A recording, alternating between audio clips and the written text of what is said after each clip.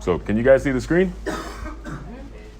Okay, great. So I'm actually going to be taking you guys to school today on marketing and sales, but specifically with a focus on digital.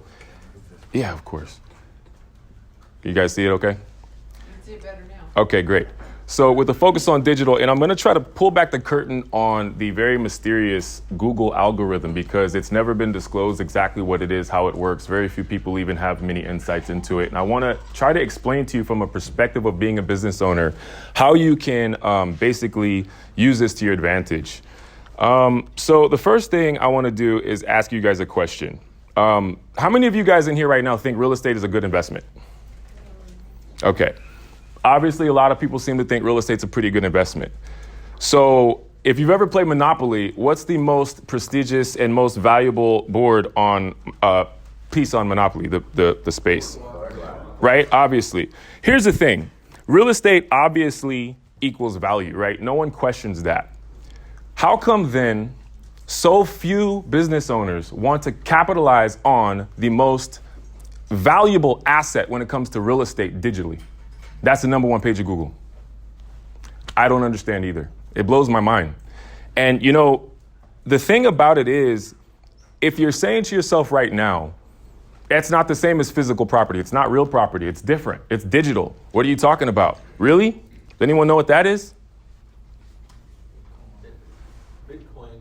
It's digital. There's no tangible value to this asset. However, if you walk into a store, you can use this to purchase a Tesla. Tell me again, digital has no value.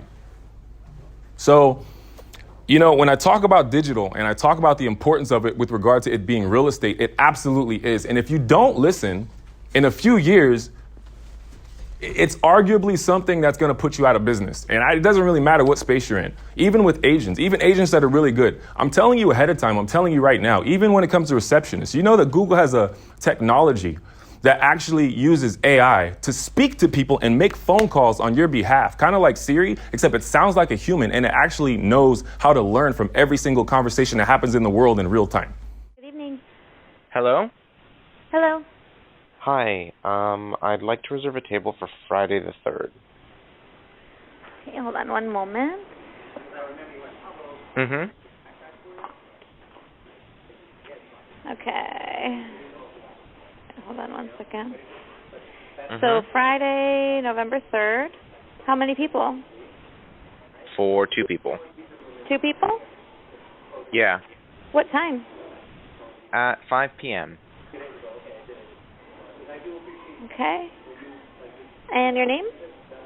The first name is Daniel. That's Daniel. Okay. You're all set. Okay, great. Thanks. We'll see you next Friday. Okay, thank you. Bye. So receptionist is going to be an industry that's out of business really soon. I don't like it either, but it's a fact. So we have to deal with it. So what's changed when it comes to SEO? So SEO used to be about, let's just talk about on-page SEO, right? So SEO used to work like this. If you had a whole bunch of keywords on your website that talked about what it is that you do, let's say that it's the word white, right? Like in this example. So what's to say here? White is a word on a white web page that is a white because the background is white. White is a color. White is not black. White is lighter than green. There also is bright white, dark white, off white, et cetera, et cetera. Now, this used to work back in the first days of Google because Google would say, wow, you keep talking about white. You must know a lot about white, right? So people would stuff the page with all these keywords. That no longer works, obviously, because Google's smarter than anybody in here. So it kind of knows a thing or two, right? So it knows how to learn.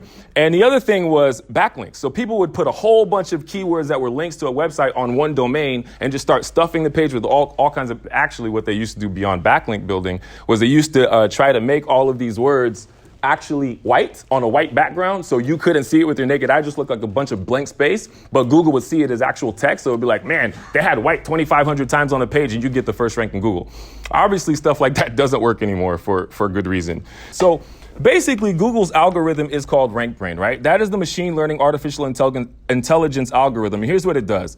The main purpose of RankBrain is to assess a website's value to the end user. That has to do with the user experience, what we call a marketing UX, okay? So if someone clicks a link to your website and finds it not to be that useful, engaging, or otherwise valuable to a person's search, it will be automatically ranked down. Thus, the longer a person stays on the site once clicked, the higher you will rank. That's interesting. The longer a person stays on your site, because now Google says, well, you're pretty relevant because people are staying on your website.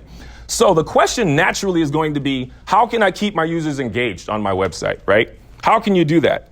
Well, if you want to rank higher, here's the things that you have to do, in my professional opinion. Number one thing you can do is add video. Why? Think about it. Think about it. When you see video on a website, you're probably going to do what? Watch it. You're going to click it, you're going to watch it, right? So that keeps you on a website longer. Especially if the video is compelling, if it's a branding video, if it's a story video, you're going to hear what the company has to say, right? The other thing you can do is copy optimization. Copy has to do with the words that you use to talk to your prospects on the website. If you optimize the copy using psychology-based copywriting, you can actually compel people to take action, for instance, to keep reading. One thing you can do, for example, is to ask a question. Like I started this presentation with a question, right? It's more engaging. If you do that on your website, you'll keep your prospects engaged as well. Another thing you can do is be the authority. I talk about authority all the time because I spent several years creating authority, and Dwight will tell you this, celebrity and authority out of people who were pretty much relatively unknown. So this is my background, is making authorities out of people. This is what I did for several years. If you're the authority and people read your website and say, man, this gal or this guy knows so much about my industry, I just have to go back and refer to this person over and over again because he or she really knows their stuff. That's what you want to do to keep people engaged. Another thing you can do is you can have a modern design. For instance, bless you. For instance, having a design that is mobile responsive, because most people now, hate it or love it, doesn't matter. Like, most people are visiting websites on a mobile device, right? So you have to optimize for mobile. Let me give you a few examples. So this is the design that Kirkus Electric, we worked on a project together, and I actually did the redesign for their new website. This is what the old website looked like before. This is what we call analysis paralysis. All of these options, all of these links, all of this stuff, and you're not really sure what to click. Well, this is the design I did for them. What is the difference that you could tell? That's gorgeous. Thank you. I agree. Last copy on it. There's less copy right here because you don't need information right away. What you really need to do is make a decision. Am I going to keep reading? Does it look good enough for me to keep reading? But it points you to one specific call to action. And the action is what every customer wants to know. And that's, how can I get a quote? Because what problem are you solving for people? If you're not addressing the problem that you solved, you're wasting time and energy, right?